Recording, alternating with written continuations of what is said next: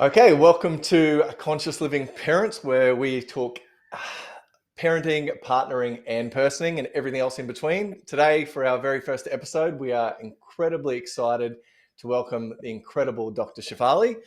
Uh, phew, uh, I guess one of our favorite and probably the world's favorite parenting experts. Even Oprah loves you, right?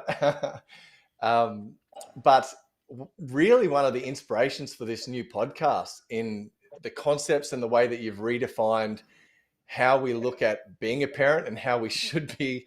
Uh, I remember first reading your book and was just blown away. So I guess before I welcome you to the podcast, I wanted to say thank you for everything you're doing and welcome.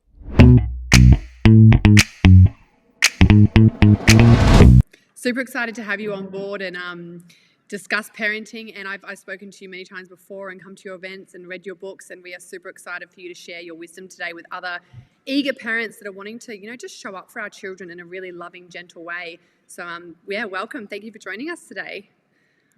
I'm so honored. Thank you for having me. I guess first question or thing we'd love to ask is in case some of our audience, I don't know if they've been under a rock or haven't heard about the way that you, in the, can you explain the way that you present conscious parenting and what it means? Well, it's very deep and complex, but the elevator pitch is that conscious parenting inverts and reverses the traditional parenting paradigm where the parent fully understands that they need to raise themselves as much as, if not more, than raise their children. What this means is that the parent puts the spotlight on themselves. In the traditional model, we have gotten away with blaming and fixing and creating the child that lives before us and never taking accountability for our own stuff, our expectations, our baggage, our consciousness. So, conscious parenting teaches the parent that, hey, you need to become really conscious and mindful of all that you are bringing onto this dynamic and how you are imposing your past onto your children. It's a pretty good explanation. And I think conscious parenting too, it's just, they say that kids are our biggest teachers, and they really are. Like, whenever I'm triggered by, I've got a 7-year-old son at the moment, if he ever triggers me or I find I get really worked up about something, I feel like it's just a massive mirror and highlighter of something that I haven't healed. And you can tell kids to do what you want them to do, but they really are going to do as they see. So how we're showing up, how we're speaking to them, our energy, they just copy. They're such little sponges, aren't they? Well, they're sponges not just of us, but also of the world. So we just have to be careful of our part because sometimes parents blame themselves for, quote unquote, how badly their kids turn out. But I always remind them that sure, they have a part, but it's not just them either, right? So when parents hear my message, their immediate instinct is to feel guilt and shame because they remember all the horrific things they've done. And I remind them that they are just one part, one spoke in the wheel, but they are a very pivotal spoke, very, very pivotal spoke. So we just have to take care of that part, our energy and our interaction. But even if we're quote unquote semi conscious, it doesn't mean that the children won't sponge up other influences, and you may have to still deal with that. Definitely. Definitely. And I think a part of, for me, conscious parenting too is humanizing myself and letting go of the expectation that I need to be perfect.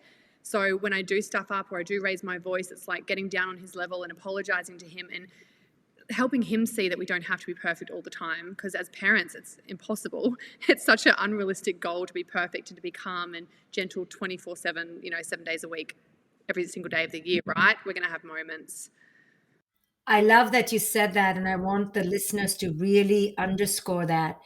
It is such a humanizing philosophy because when you humanize yourself, which conscious parenting focuses on, then you immediately humanize your children.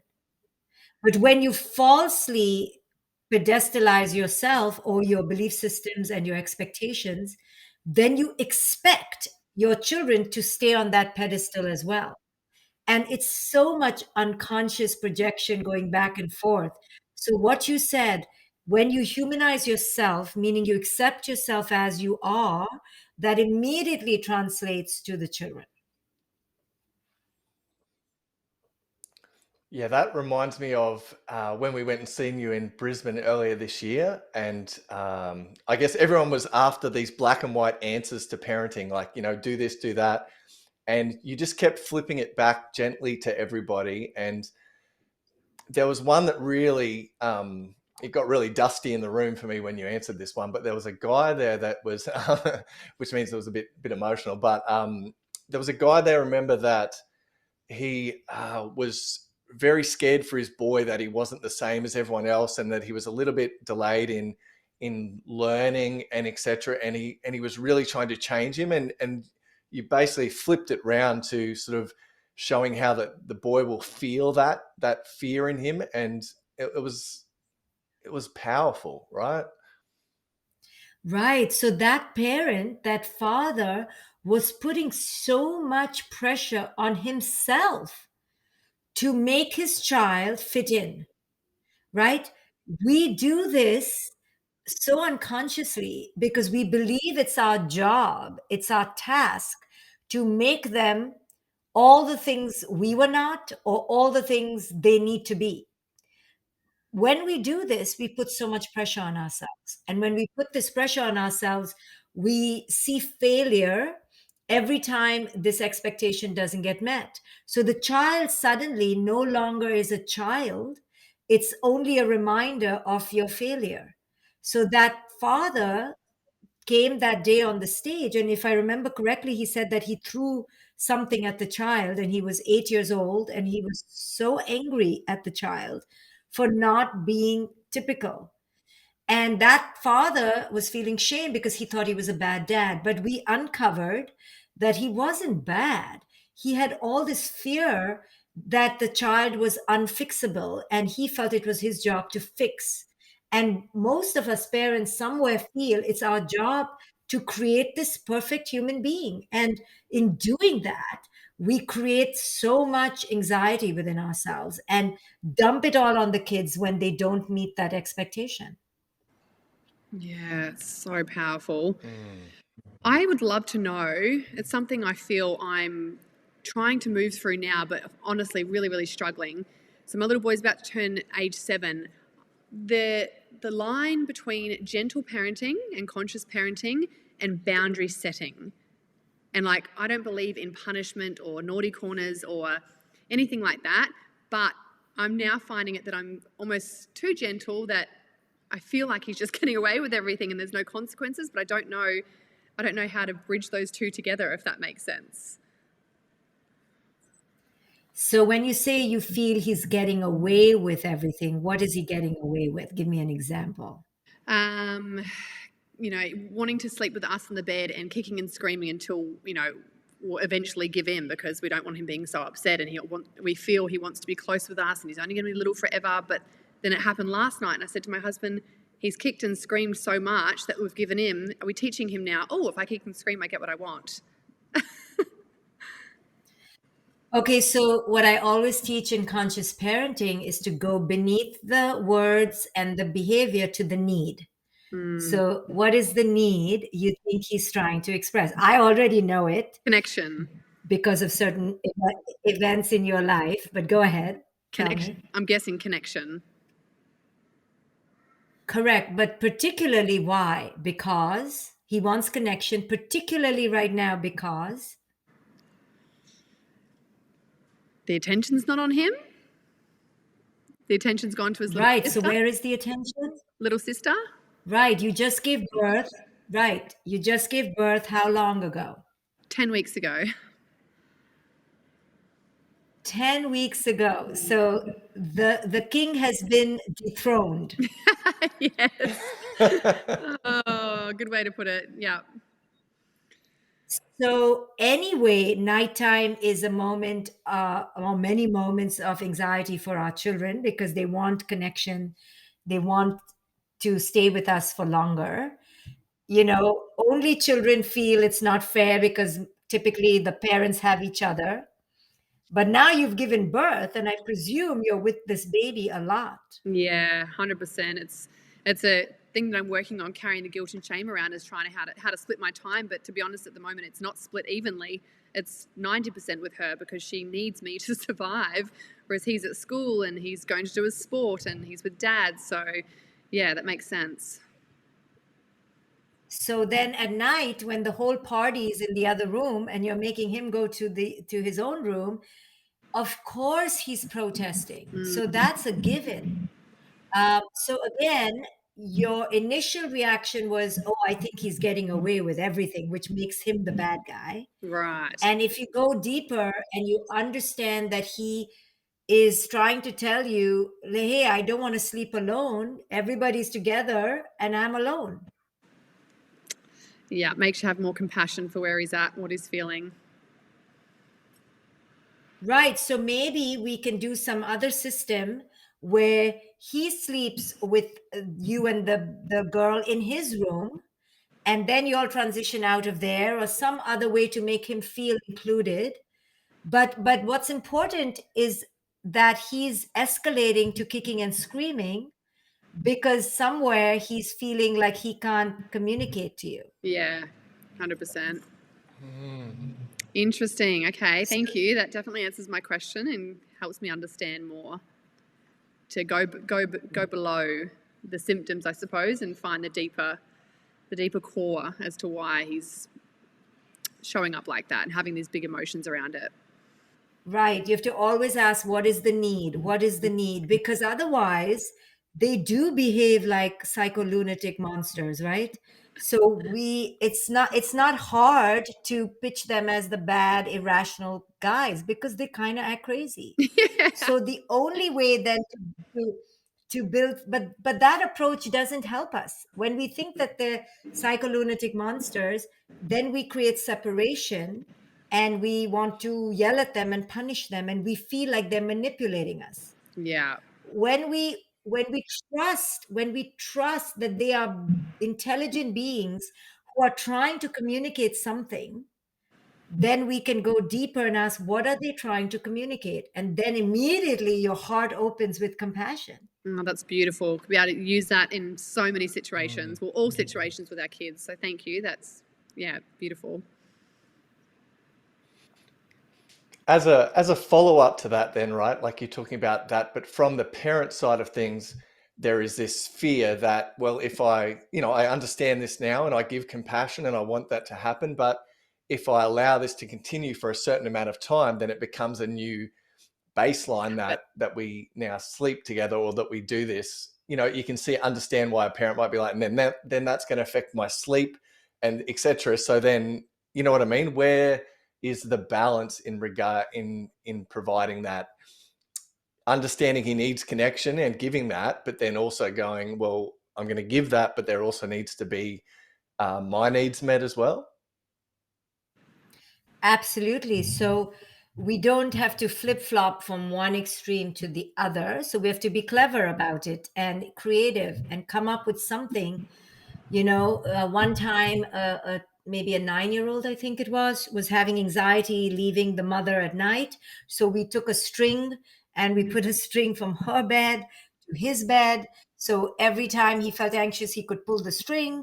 We left her bathrobe in his bed. We try creative ways, but especially when a new baby comes on the scene, this is standard protocol for the older one to act completely immature and regress, because they're looking at the younger one and going, wow, this younger one can't do anything and is getting all the love. So I'll just act like a young 3-year-old again. So we have to be creative. We can go to his room, make a little tent, everyone sleep on the floor, and then you sneak out. So you don't give up all your power, but you make him feel special, that this is something fun and creative. We're all coming to your room. Wow, we want to be in your room.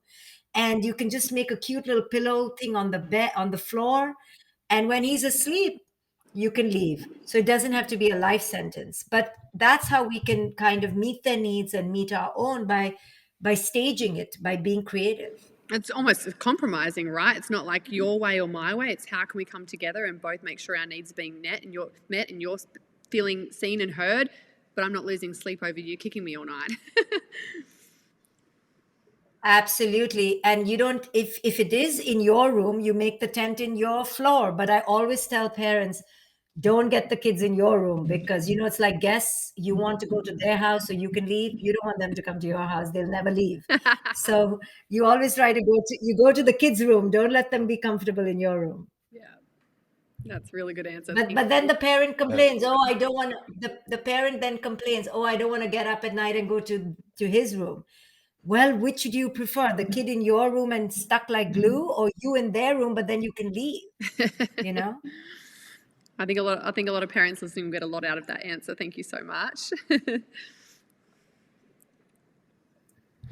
I'd say the majority, or not, yeah, probably the majority of our clients, what Ashley and I are working on empowering mums specifically, suffer a lot of anxiety. And majority of when you break that down with them, the majority of their anxiety comes from that not being able to control like what happens and with their children. Like it's when you're working on them about controlling what they can influence and letting go where their concern is, it's really quite a strong barrier with, but my kids, and I can't really control anything. I understand that, but I really want to.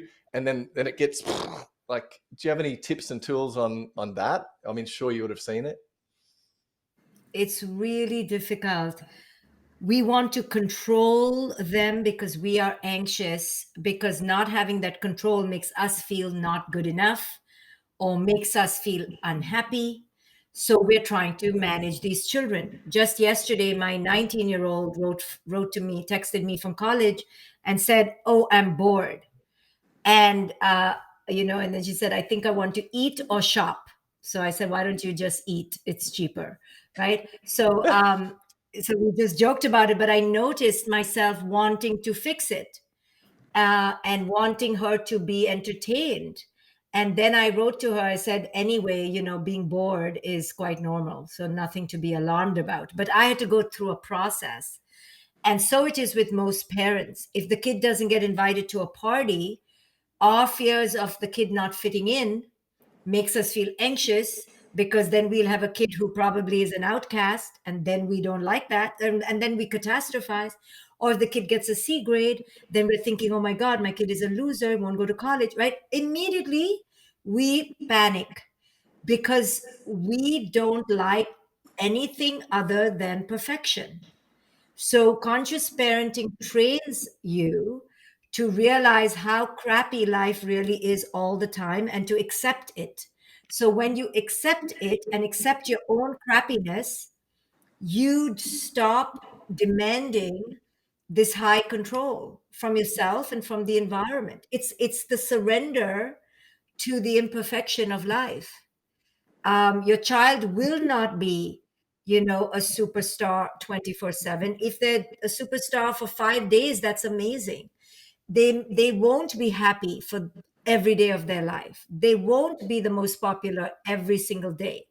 So if you train yourself to accept that they are okay even though they're not perfect, you'll be better off. But that can only come when you've accepted yourself for not being perfect. Say it louder for everyone at the back. Wow.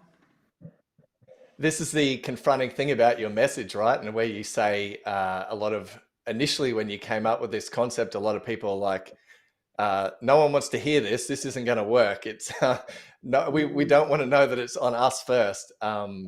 It's scary, but also the way you deliver it makes it feel possible. But you must have had so much kickback on this message so often.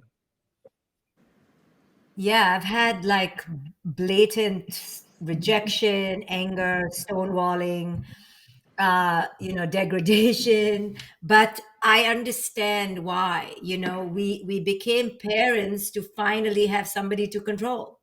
And then when you have these bloody children and you can't control them, it's such a mind f that you can't believe that you can't even control these little children. And in fact, the more little they are, the less you can control them. They're so irrational. And then you have visions for them to be a certain way so you can feel good about yourself. And when those visions don't come true, it's heartbreaking, for us parents. On our positive side, we're not doing any of this uh, in an evil way. We're just doing this in an unconscious way. And so I have compassion because I saw my own unconscious dreams shatter before my eyes. So I understand how parents get caught up in those expectations. And where does all this perfectionism come from? Is it obviously our childhood and our parents going through all of this unconscious? They were parenting I think firstly. I think we're progressively becoming more delusional that we can control our environment and ourselves. And we biohack, and we're, anti-aging, and we're creating artificial virtual realities. And all of this feeds a grandeur of superiority that we can control. We have positive affirmations, and we can, meditate on command with these waves and these helmets that can, teach you how to meditate. So we're bypassing the very raw reality, which is actually we have no control. So we're increasingly becoming more about perfectionism and control. And so where does it come from? It comes from dire anxiety to just be here as we are, and kind of messy, right? And incomplete. And actually, we don't know how to biohack anything. We think we do. We think we can hack things.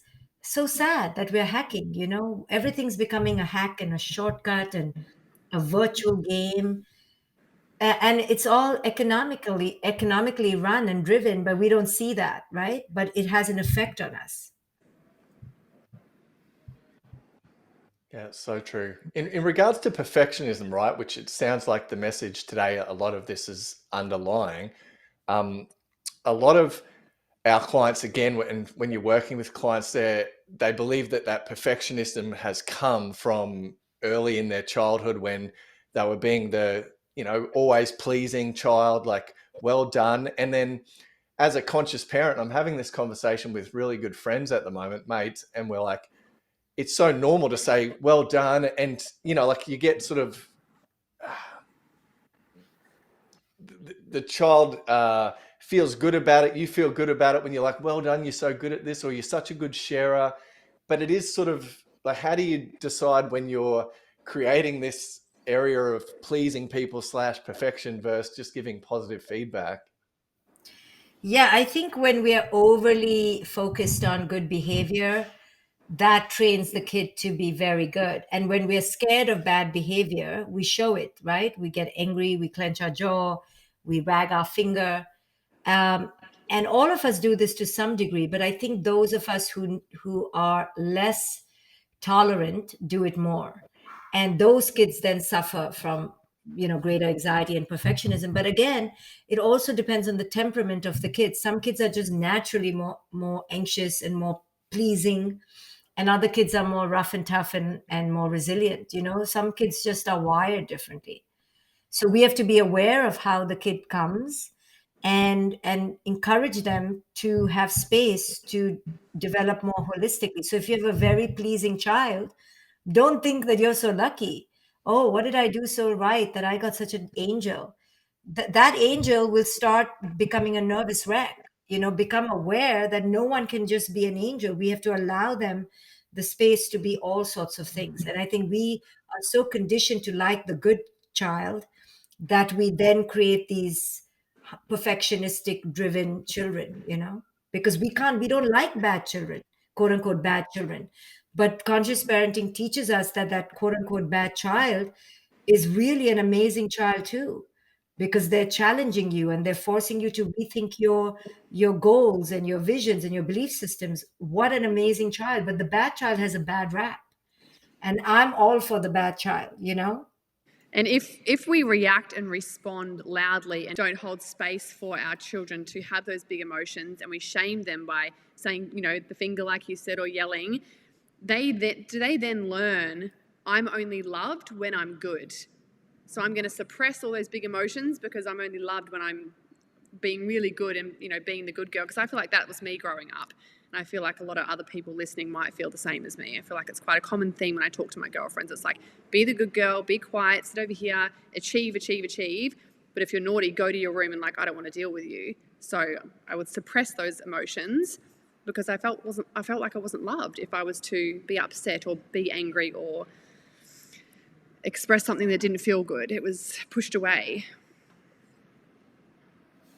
100%. So we're always contouring our children's behavior by encouraging just the behaviors that make us feel very good, right? So if your son went to bed quietly because he's the good boy, you'd be like, wow, what a good boy.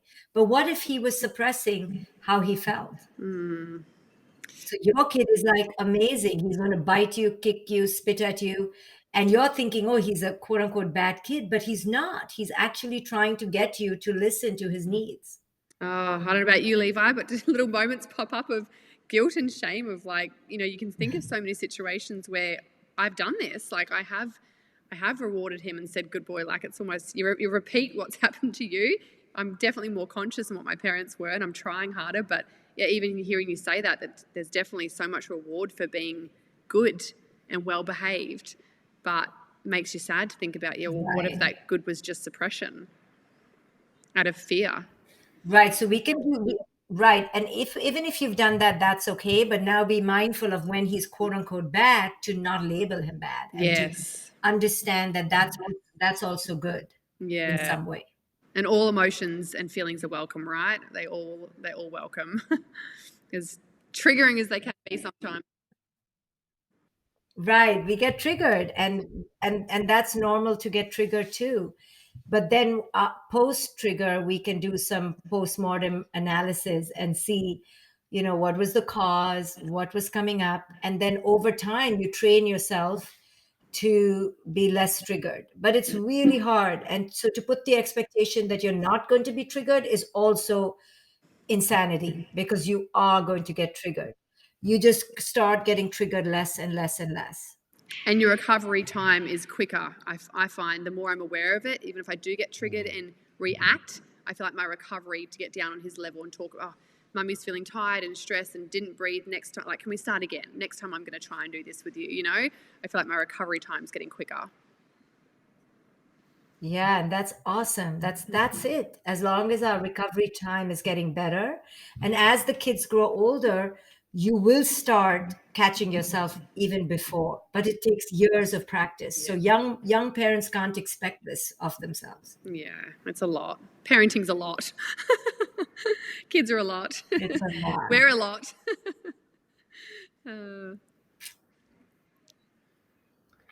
So what I'm hearing from that response, or etc., right, is that rewarding and saying, "Well done, that was, you know, you're such a good sharer, or you're such a good girl." That's totally fine as long as you're not only over on this side. So that it's both. That is you know, it's when you're totally ignoring their bad behavior and only doing that. That's when it's creating these issues. But if you're doing it and you're feeling like you're in a balance and you're able to see both and you're able to accept both and allow both, then that's quite okay for parents to be looking at. Yeah, absolutely. That you don't suddenly think of the kid as a bad kid because they're being bad. You see them still as a good kid, is what I'm saying. Yeah. And you try to understand them. The question on this then is your work with the ego, which is, you know, I think maybe one of the first people to bring that in with parenting. Where do you find, because obviously when we allow ourselves to be controlled by a certain behavior like guilt, where do you find the payoff? Like where are parents and where are we hiding behind that guilt, and how is that serving us as a way to stay there and allow ourselves to feel that? It must be giving us something, right? Guilt is bathing in feeling bad. Some of it is constructive if it can move into action. But when we stay bathing in the melodrama that I'm so bad, I was so bad, you know, some of it is good, you know, to feel, because we should have a conscience that made us realize that, you know, I dumped on my kid and that wasn't cool. But when guilt stays stagnant, then it's just you acting like you're feeling bad, but you're not atoning or creating the change to change your behavior so your child doesn't have to experience that unconsciousness again. So when guilt stays stagnant, it's self-serving to get your attention, to make people realize that, oh wow, she really feels bad. She really feels awful. Who cares, right? Like I always tell parents, your kid doesn't care if you feel bad. They care that you don't do it again. So you can say sorry, but sorry is just the first step. The real hard part is to change your behavior. Well, so it's basically it's serving you as a way to get sympathy, one for yourself and from others.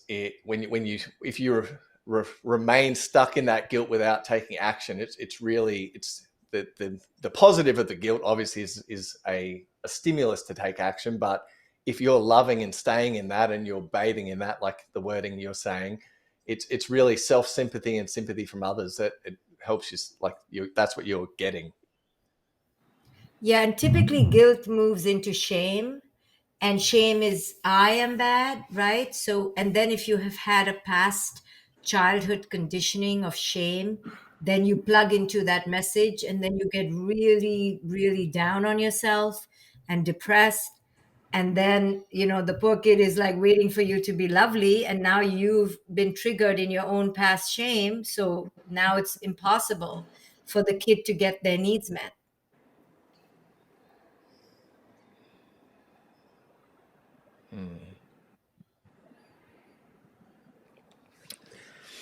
Okay, I understand that. That's good.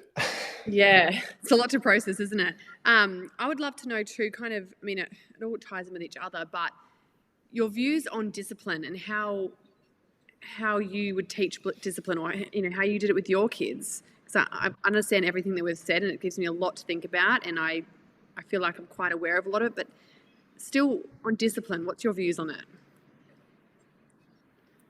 Well, typically when people say discipline, what do they mean? Right? So do you mean like the traditional forms of discipline?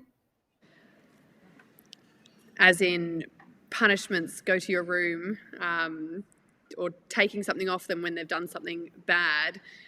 I don't know. I suppose maybe I'm still feeling a little bit foggy on. I understand to get to the deeper need from the child, but what happens if they? I'm not trying to think. They hurt someone at school, or they stole something from you, or they continuously hit their little sibling or something. Yes, you can get to the deeper need, but do you think there is a time and place for a consequence or a discipline action after that? So most of the discipline that we do is reactive, and it has nothing to do with the crime. So if your kid stole something from you, going to the room is not going to help them. What's going to help them is for them to understand how it hurt you and to return it, and to do some role playing around what if I stole something from you.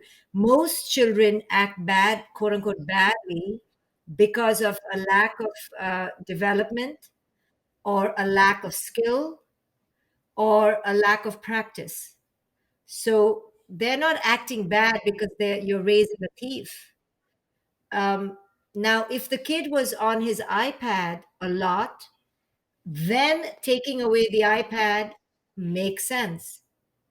But taking away the iPad because he pinched his sister doesn't make any sense. So we try to make sense. We try to, and it's really hard to not retaliate as a parent because we do have power. But I did try in my own parenting when my daughter was around 5, when she was behaving not so beautifully on the dining table, to go to her room. But let me tell you, I made it worse, because then she was crying in her room. Then I had to go to I had to, I learned to find another way to handle the here and now without sending her to her room or creating a retaliation. So it's really hard not to retaliate. But we often make it worse. So the best way to discipline your kids is to keep teaching them over time, cause and effect, cause and effect, cause and effect, cause and effect. But you will do it a lot. So parents think that if they just slap the kid or yell at them and scare them, they'll teach them cause and effect. They will not teach them cause and effect, they'll just teach them fear. Or they may learn cause and effect as well, but they'll also learn fear and resentment toward you. So you have to weigh what you want to teach them, because you don't think you're just teaching them quote unquote discipline. You're also teaching them shame, fear, resentment. It's interesting you say about the hitting, because my stepdad used to hit me a lot, and all it did was made me scared of him. I didn't respect him or learn my lesson of, like you said, about the crime or whatever I had done wrong in his eyes. It just made me scared of him. And I think too, I'd love to know both of your views on this. I suppose it's a touchy subject. I know here in Australia I see debates about it online all the time, but smacking a child was, for me, my personal opinion, I think if I was to smack and physically do that to my children, I feel like I'm teaching them that that's how you deal with a situation. So if I'm doing it at home, are they going to go and smack another kid around the head, when that kid does something that upsets them? What's your views on that? Well, I have very clear, strong views that you don't raise your hand on anyone.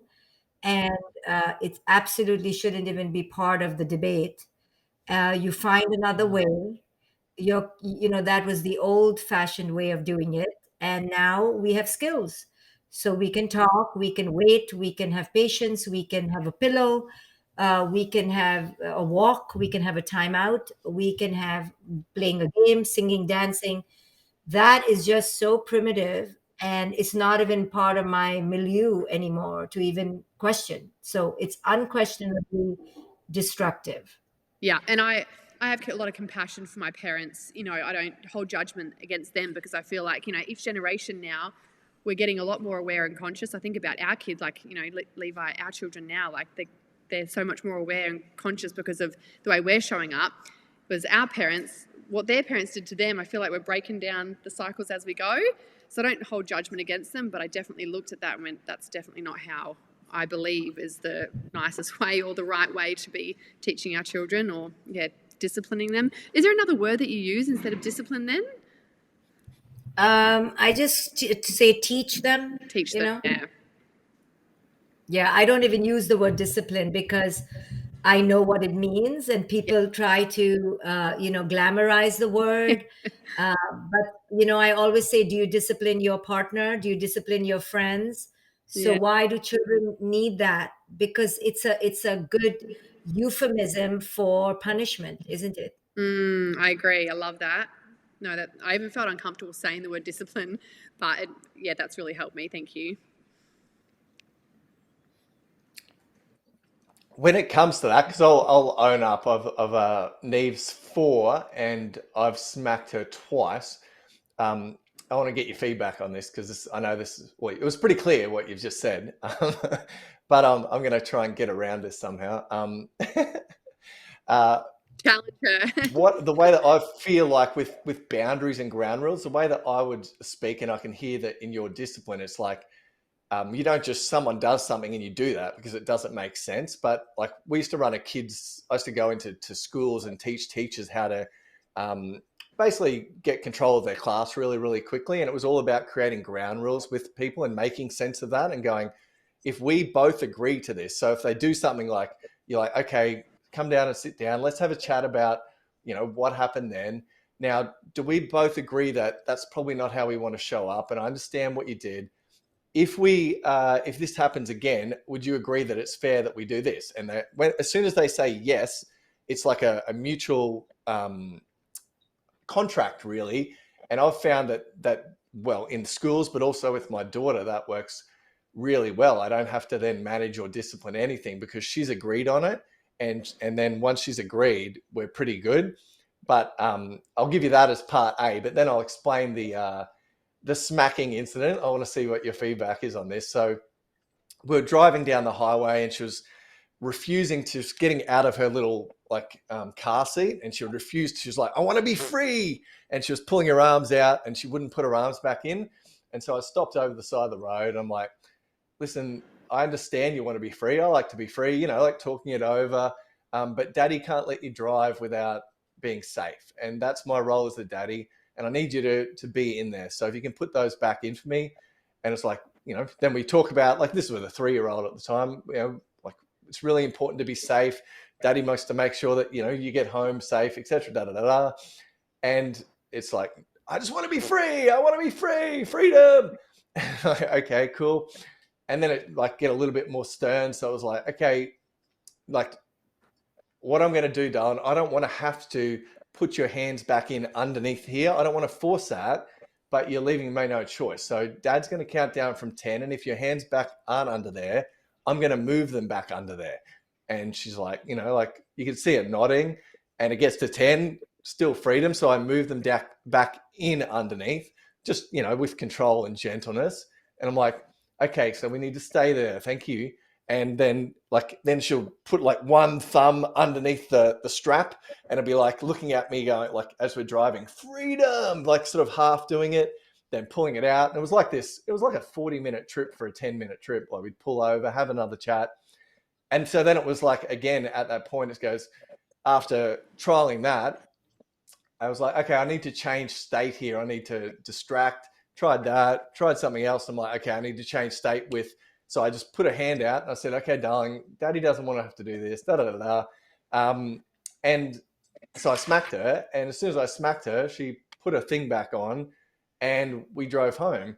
And she hasn't done it again. So, and I don't think she's scared of me. But yeah, if you could explain.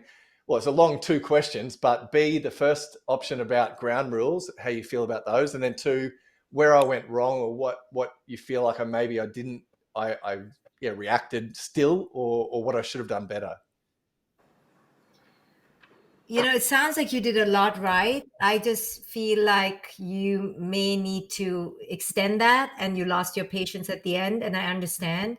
But remember, children are not agreeing to anything. When you say, like, oh, we made a contract, children are not, they don't understand, right? Their brains are only in the here and now. So it's not fair to say that children should be held to a contract that the adult signs and the adult makes up. So I just say, you know, to parents, it's difficult. I get it. No judgment, no shame.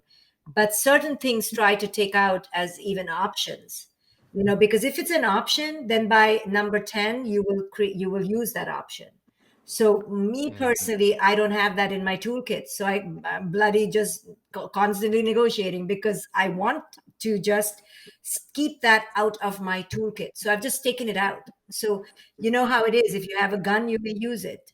In the same way, if that's still in your toolkit, you will think it's okay to use it. Sometimes it's after attempt 10. Sometimes it's after attempt 3. You know, who's going to decide that? The parent arbitrarily decides, you know, now I'm going to do it. But another parent may decide it was still early in the game. You decided it was the right time. So it's tricky. And I personally advise parents, don't have it as part of your toolkit. Just don't. Then you will discipline yourself to work harder to find a way. How's that feel, Yeah, Levi? that's good. Yeah, it's good. It's really good. I'd love to ask a different question. I'd love to know, and I suppose because I'm a working mum, and I find it difficult to blend the work life with parent life, but I wouldn't change it. I love wearing all different hats. But I'd love to hear your opinions on quality time versus quantity time, because I always question, am I spending enough time with my children? Is it better to have lots of time with them or smaller amounts, but it's really quality present time? Because I really have to divide, because my work is online, I could be on there all the time. I have to divide home life to work life and separate it. But I feel like I get in the comparison, obviously, as a lot of us mums do, of not spending enough time with my children.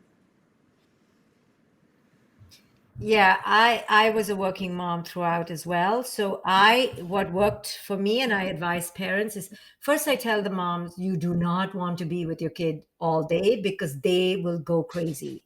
Like, what makes you think you should be around your kid all day? Like, that is, you know, don't do it unless you have to. It's in You know, society, try though. to have your kid with other.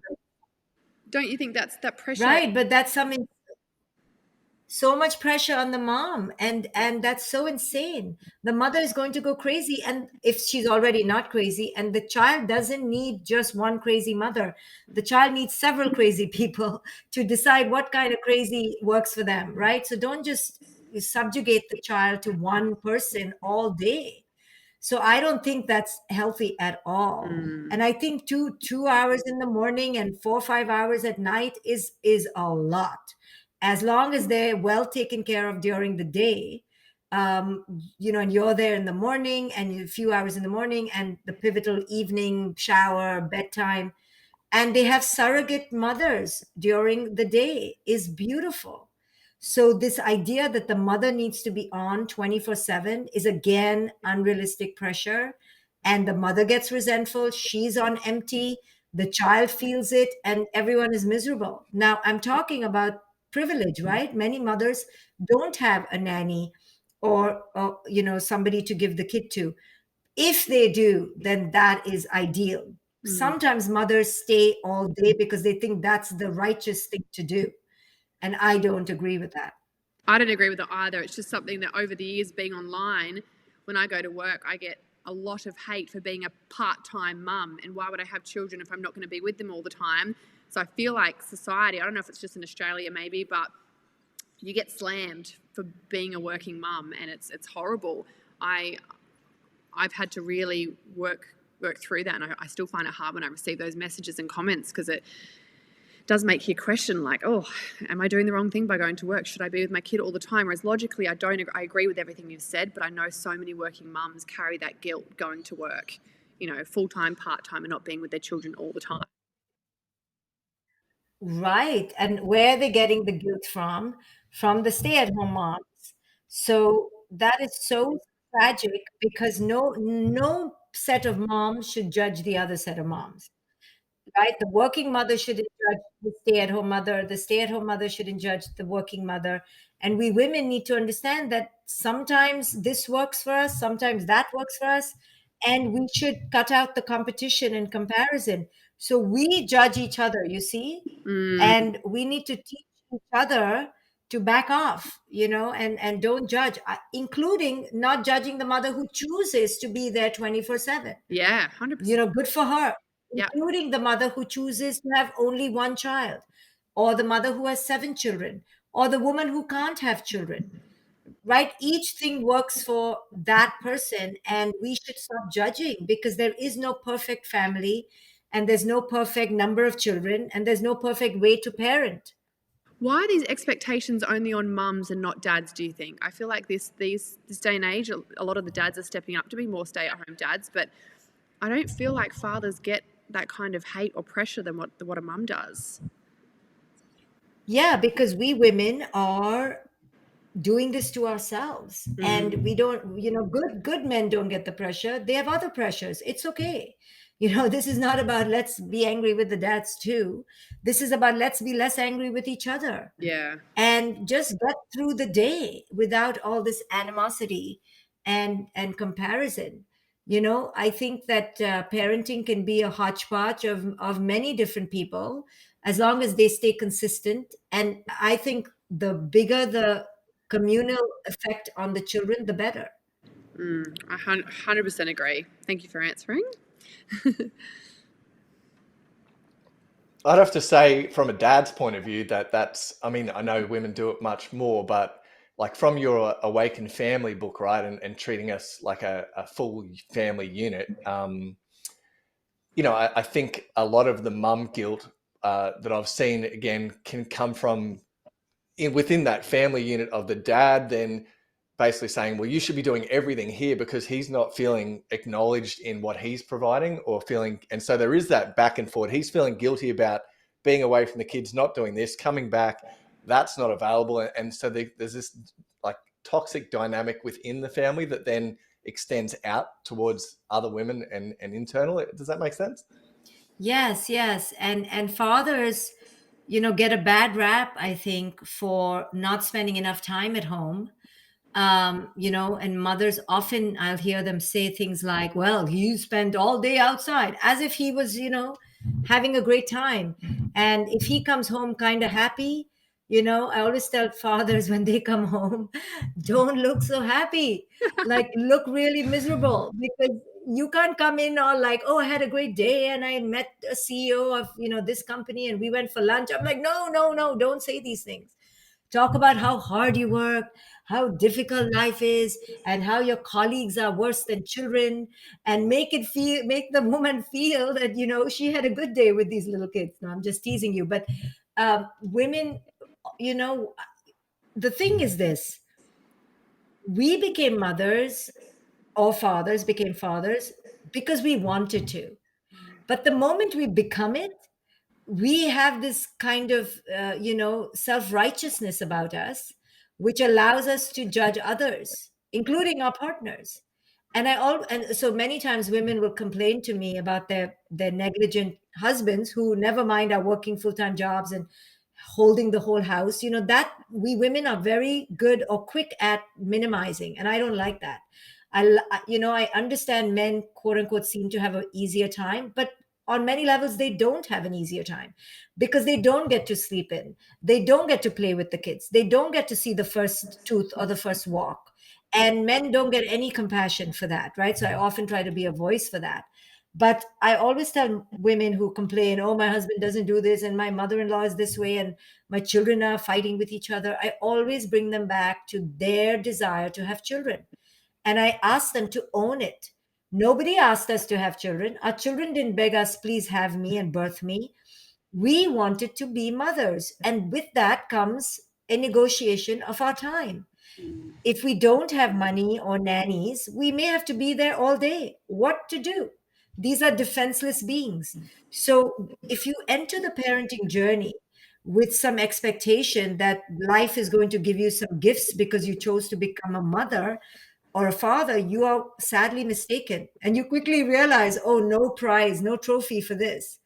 It's a silent job, and you have to love it because you have to hold yourself accountable that you wanted this. And once you embrace it for its mess, for its compromise, for its sacrifice, you'll be better off at it. For many years I could never travel for work, and I had to turn down many opportunities. But I found a way to not be resentful. And I told myself, well, this is what I need to do for the first 10 years of mothering. And I'll travel in the next 10 years. And I didn't see it as a sacrifice, or as a compromise. I saw this as what was necessary. So, sometimes we are like children. We want the children, but then we want to be treated like, princesses. So we need to just take charge of what we wanted and embrace it. And who cares if you're not looking skinny or you're not looking perfect? We can't do everything. Women have this toxic message that they should do everything because they can do everything. Just because we can do everything doesn't mean we should do everything. Who are we And trying to actually, prove we it can't. to? Right. And we actually can't even do everything. So this whole thing is nonsense. We can't do everything. And I often give mothers like 3 things to do for the next 2 years, only 3 things. And one of them is take care of yourself. And the other one is take care of your children. And the third one will be to sleep a lot, something like that. We can't do a lot. These children take a lot of our time. And energy, for sure. 100%. I've got one more question. I don't know Yeah. if you have any more, Levi, but I've got one more I'd love to talk about. And that's social media with children. It scares the living daylights out of me. I was honestly scared to have a daughter. I know it happens to boys and men as well, but I think being in the online world, I've definitely copped my fair share of hate and seen how awful women can be online. I know that I can't stop my son having social media and my daughter as they grow up, but they're getting it so much younger. Like most of Taj, my son, most of his friends have mobile phones. They have all the apps. They've got free access to it all. You can't wrap them in cotton wool forever, but I'm really petrified of what they might experience or feel in the comparison. Like when we were growing up, we could go home and escape everything at school, whereas they come home and it's all online now. If they make a mistake, it's videoed, it's there for the rest of their life. It's so scary. But how can I take away my fear, or how can I help guide him through bullying in school and online? And all the messiness that comes with social media. I think it's a great platform for so many reasons, but there's also a dark side to it. Well, first, I really think that we should not give our kids any screens, portable screens, and apps till they're teens. So a 7-year-old cannot be expected to navigate that. So if you give it to a 7-year-old, it's like you're giving crack cocaine to an Yeah. adult. Don't do it. Yeah. So, so in the other question was, how do I help him with bullying? That's a whole different issue. And bullying is normal, it's natural amongst children, and it's going to happen to some kid or the other. And we have to teach them how to, answer back. We have to teach them how to say something back in the moment so they feel empowered. So I used to practice with my daughter. If somebody comes to you and says, "Oh, you're fat, stupid, ugly," something like that, right? Just the three basic ones. I used to always teach her to say, "Oh, have you seen yourself in the mirror?" I just gave her one sentence. Okay. Now it seems kind of passive aggressive, like I'm teaching my daughter to be aggressive, but it's the real world, right? So I want to teach her to have a zinger to return with, right? And my niece is adopted, and she's 10 years old, and my cousin taught her that if somebody says to you, "Oh, you're adopted," then you should say this thing back. So this is the thing she taught her to say back. So, and the other day somebody told my niece, "Oh, you're adopted, like you're not special." And she looked at the kid, and said, this was the line she learned: "Oh, at least my parents made a choice." Something like that. And it doesn't matter what it is, you're basically teaching the kid to not allow that comment to hit them, and to push back against somebody being mean in a non-threatening but equally zing way. So what I'm trying to say by that is, if you understand that bullying is going to happen, then you will role play with your kids and teach them how to react. I used to go through all these abduction scenarios with my daughter without scaring her. I was like, "Oh, somebody's going to come with candy, and it's the best candy in the world." And I was to try to lure her. And for 19 out of 20 times, she used to get lured. She used to be like, "Sorry, mom, I really like that candy." And I was like, "Oh my goodness." So we used to practice and practice and practice, right? I always say kids don't know because of skill, development, or practice. So practice with your children how to handle these bullying situations, and you have to teach them to stand up for themselves, right? Give them the language. I love it you said that. I do the kidnapping scenarios, but when it comes to bullying, I always just say to Taj, you always say that that's not nice and it doesn't make me feel good, but really it's I don't think it's going to help him too much in that situation, is it? I would rather give him something more empowering, but I haven't known how to help him with that. So that gives me something to think about. A zing that makes him feel empowered, that's not threatening, it's not putting the other person down, but it's still not making him be like, walked all over. You can just tell the kid to just say, "Oh yeah, what about you?" Yeah, okay. And then walk away. Or, "Oh yeah, have you seen yourself?" Like just something to push it back in a more assertive way, versus saying that's not nice, right? Of course that's not nice. That's why the kid does it. They know that that's not nice. So whenever somebody bullies, they're trying to test the victim. And if the victim is like soft, then, and especially if the victim starts crying, then the bully gets what the bully wants. So the bully needs to feel that the victim can stand up for themselves. And that's all I mean. Like, I'm not teaching the kid to bully back, Yeah. but to kind of give it back. Yeah, love that. Thank you. That answered it clearly. Levi, have you got another question?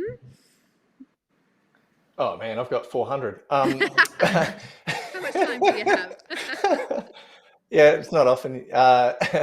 My next question from me is around extracurricular activities and constantly being busy and extra homework. And you see kids going into private school and parents just sort of, I don't know, they spend their whole day driving to school, to the best school, because they're scared of that. And then they're keeping them busy. And it feels like the kid has no downtime, etc. Where do you stand on that, and where a decent balance is? I know it's different for everybody, but it feels a little like a bit crazy at the moment for me. Like I won't be going down that, I guess, path with Neve. It'll be more own time. Yeah, you can predict my answer. I just look at that. So parents who fill their kids' life with scheduled activities are really being short sighted because they're teaching their children that they need to be busy all the time versus just to enjoy life and to enjoy quiet time and downtime. But we're so afraid of that we fill our schedules with all these activities. But it's really to the point of the parent filling a need rather than the children needing. Children don't need more than one or two extra things in a week, maybe. Children need time to play in an unstructured way. They need time to be imaginative and fun and be creative. And that's what they need. They don't need to be in one structured activity after another. Yep. Yep. So they're doing it as a way to prevent, or it's out of fear, most likely. Yes, it's out of this frenzied anxiety that they should be doing all these things. Teach them a foreign language, teach them a sport, teach them an instrument, send them to, sign language, have play groups, call the friends, go skiing. I mean, it's so parent driven that it becomes quite clear that maybe the parent is doing all this because they feel that these prescription boxes need to be filled. Interesting. 100%. Okay, I know time's of the essence. I've got one more question before we is around partnering and how to be the best or be on the same page in regards to good cop, bad cop sometimes, but also just yeah, whatever your sort of main tips in regards to maintaining the relationship while parenting, and where most people go wrong or where they go right, or what you see as a great balance. Or Yeah, it's not easy. One of the most common questions I get is, oh, what if my partner is not on the same page as me? And it's hard to be on the same page around parenting. So I would say, for the parent who is becoming more conscious, to do not expect the other person to change because you're changing, and to do your best with what you got. And unless it's terribly abusive, kind of manage it. What I mean by that is we cannot expect our partner to become who we are becoming. And it'll create more anxiety and control in the house if you're constantly changing your partner. Your partner will bring certain skills, you'll bring certain skills, and for the most part, it can work, except if it becomes too abusive, and then you need to really change gears. That's really good advice, because I definitely find the more I learn about parenting, because I'm so passionate about learning about it and wanting to do better, I definitely expect and project that onto Steve way too often. So thank you for that, because that's a big wake up call, a bit of a, not a slap in the face, but a good be a bit kinder to him, because I definitely do that. I'm very guilty of that. yeah, could be a bit I'm doing guilty this, over here you should too. do this. Yeah. Oh, I thought you might be. I'm doing this, I've learned this, you need to do Yeah. this now. This is the best way, this is the only way, I know better. I'm not that aggressive, but that's how it would come across to him, I'm sure. Yeah, so I guess one of the greatest things around how you approach and everything you've done to reframe parenting is that it's all put back on ourselves, and like we've got to become better. And I guess that is the whole basis behind the Evolve Summit, right? Yes, so every year I have a gathering. Of course, we couldn't have had it for the last 3 years, but this is my sixth one. It's an annual summit. If people want to meet me in person and come and learn from me in a very in depth way, I would love people from Australia and New Zealand to come. It's in October, it's in the US, it's on my website. So I would love, many people travel all across the world to come for this experience because it's all about conscious parenting and conscious living. And when you leave after 4 days, you leave with not only tools to change your life, you leave changed. The experience changes you. And I know it's a long way, but I've had people come from Australia before. So I would love to invite your listeners to check out my page, drshefali.com. Follow me on Instagram, and maybe you'll make it to my Summit Evolve. We have some American mums on there as well. I talk to a lot of American mums over there, and it's just something so special about that face-to-face connection and going to a live event. And I loved the last event that we went to in Brisbane. You got a lot of parents up to stand up and talk about something they're going through, and it really is awesome. So I'm so excited that you are back doing face-to-face events like this, and I highly encourage anyone listening, if you get the opportunity, to go along. Yes, thank you. It's so different when it's face to face. Yeah. And we've all been on Zoom for so long that we need to kind of get out of our shells and experience that person to person connection again. Beautiful, 100%. Yeah, and for our listeners, like, you're not just, some people write books, they're incredibly intelligent. Watching you handle information in live events and seeing you be able to decode it and break it down in a second, like, you're such a skilled practitioner too. Like, it is a 1,000,000,000% worth seeing you live. It was so. I always like to see if someone knows their shit when they're presenting, not just they can write it. And by far, it was just like, wow, like in the moment, wow. Yeah. So yeah, we'll put all the information in all the show notes, and definitely, make sure everyone gets a hold of it. Absolutely. It's a pleasure. Good luck with this podcast. I'm so excited. It's called Conscious Living. And I'm so honored that you called me to be the inaugural talk. And thank you both. And good luck with your parenting and your podcast journey. Thank you so much. Thanks, Dr. Shefali.